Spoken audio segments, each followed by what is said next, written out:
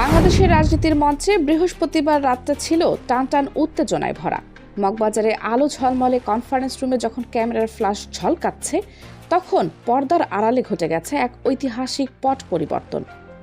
যে জোটকে সবাই জানত 11 দলীয় জোট নামে, সেই জোটের আত্মপ্রকাশ ঘটল, কিন্তু এক ধাক্কায় বদলে গেল সব হিসাব। জোটের নতুন নাম 11 দলীয় নির্বাচনী ঐক্য। এর থিম ঐক্যবদ্ধ বাংলাদেশ এবং স্লোগান চল একসঙ্গে গড়ি বাংলাদেশ। শুনতে সব ঠিকঠাক, কিন্তু ভেতরের গল্পটা ছিল একেবারেই ভিন্ন। রাতের সংবাদ সম্মেলনে যা জানা গেল, সমঝোতায় অংশ নেওয়া দলগুলোর মধ্যে 3টি দল বাদ দিয়ে আপাতত মোট 253টি আসনের হিসাব চূড়ান্ত।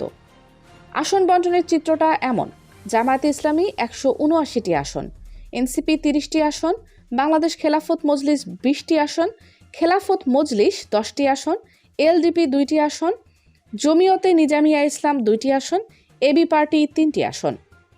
আর যে দলগুলো তখনও চূড়ান্তভাবে নেই, জাপা ও ইসলামী আন্দোলন বাংলাদেশ, যদি তারা শেষ পর্যন্ত জোটে থাকতো, তাদের জন্য রাখা হয়েছিল 47টি আসন। কিন্তু এখানেই গল্পে আসে বড় মোড়। আজকের সংবাদ সম্মেলনে ইসলামী আন্দোলন বাংলাদেশ ছিল না। চেয়ার সাজানো ছিল, কিন্তু চেয়ার ফাঁকা। ভেতরের খবর বলছে দলের বেশিরভাগ শীর্ষ নেতা জামায়াতের জোটে না থাকার পক্ষে মত দিয়েছেন। ফলে বৃহস্পতিবার রাজনীতির মাঠে ঘটে যায় এক বিশাল পট পরিবর্তন। দীর্ঘদিন ঝুলে থাকা 11 দলীয় জোটের জট খুললেও এক বড় ধাক্কা দিয়ে জামায়াত তাদের আসন কমিয়ে আনে মাত্র 179-তে। আর ঠিক তখনই আসে আরেকটি বড় খবর: চরমোনাই পীরের নেতৃত্বাধীন ইসলামী আন্দোলন বাংলাদেশ জোট থেকে চূড়ান্তভাবে বেরিয়ে যাচ্ছে। অযৌক্তিক দাবি, শেষ মুহূর্তের তালবাহানা, সব মিলিয়ে 11 দল এখন পরিণত হচ্ছে 10 দলে। তবে স্বস্তির খবরও আছে। মাওলানা মামুনুল হকের Bangladesh Khelafat Majlis, AB party, NCP, এই 3 শক্তি জোট ছাড়েনি। তারা জামায়াতের সাথে আছে এবং শেষ পর্যন্ত থাকবে। সকালে মগবাজারে জামায়াতের কেন্দ্রীয় কার্যালয়ে বসে এক রুদ্ধদ্বার বৈঠক। উপস্থিত ছিলেন জামায়াতের নায়েবে আমির সৈয়দ আবদুল্লাহ মোহাম্মদ তাহের, খেলাফত মজলিসের মাওলানা মামুনুল হক, এনসিপির নাহিদ ইসলাম, এবি পার্টির মুজিবুর রহমান মঞ্জু।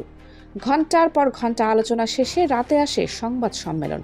কিন্তু এখানে আসল গল্প শেষ নয়। আসল খবর হলো, চরমোনাই সরে যাওয়ায় জামায়াত এখন খেলতে পারছে মাস্টার স্ট্রোক। জামায়াত সিদ্ধান্ত নিচ্ছে কমপক্ষে 226টি আসনে এককভাবে দাঁড়িপাল্লা প্রতীকে নির্বাচন করবে। এই সংখ্যাটা শুধু সংখ্যা নয়, এটা পুরো নির্বাচনের মোড় ঘুরিয়ে দেওয়ার ক্ষমতা রাখে। কারণ বিএনপি দিচ্ছে 290 আসনে প্রার্থী, আর জামায়াত নামছে 226 আসনে। এটার একপাক্ষিক লড়াই নয়।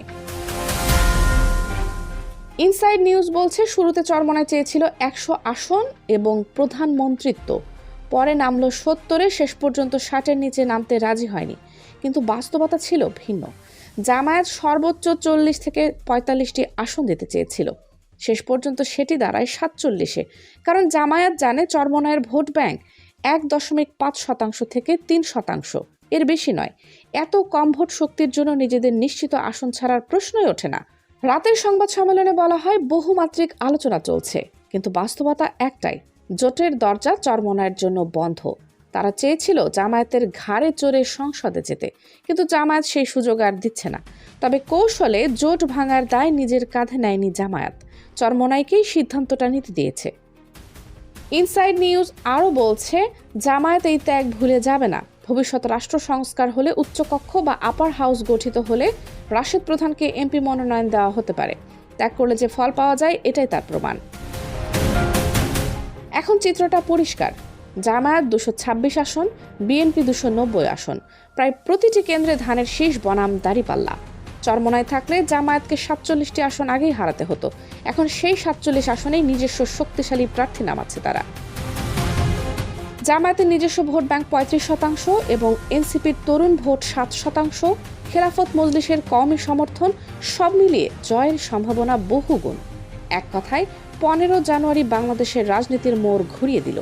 চরমোনাইয়ের লোভ তাদের এক ঘরে করলো, আর জামায়াতের কৌশল তাদের প্রধান শক্তিতে পরিণত করলো। এখন 10 দলের এই মহাজোট বিএনপির একমাত্র ও শক্তিশালী প্রতিপক্ষ। এই লড়াই বাংলাদেশ বহুদিন দেখেনি। আপনি কি মনে করেন? এই সমীকরণে শেষ হাসি হাসবে কে? Kaniz Fatema Soma, desk news, 0 TV.